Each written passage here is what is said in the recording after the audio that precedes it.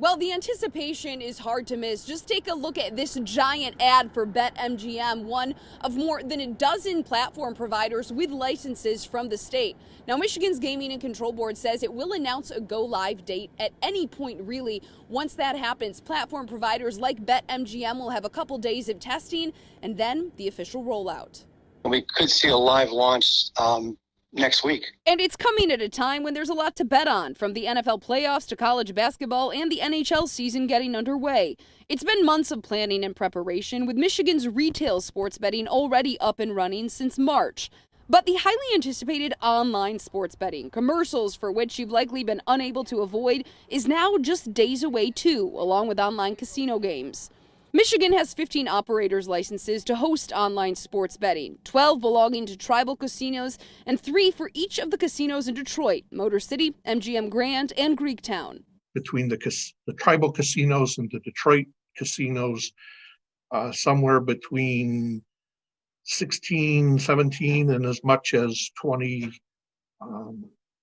million of tax revenues.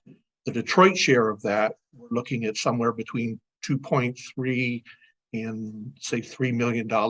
A major boost for the city of Detroit after months of no tax revenue from casinos when they were closed due to the pandemic. Online wagering is expected to take up a huge chunk of the sports betting industry, as it has in other states that have legalized it. Michigan's rules for online sports betting are modeled closely after those in New Jersey, according to the state's Gaming Control Board.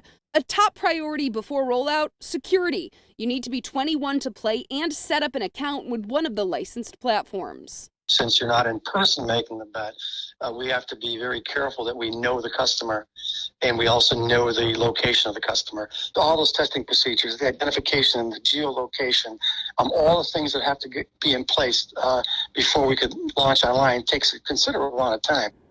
Other platforms like FanDuel and DraftKings, you'll notice you can download them from your phone's app store, but you won't be able to officially place a bet until that rollout, which again could be any time between now and January 19th, something we, of course, will be watching very closely. More information on our website, WXYZ.com. In Detroit, Jen Shantz, 7 Action News.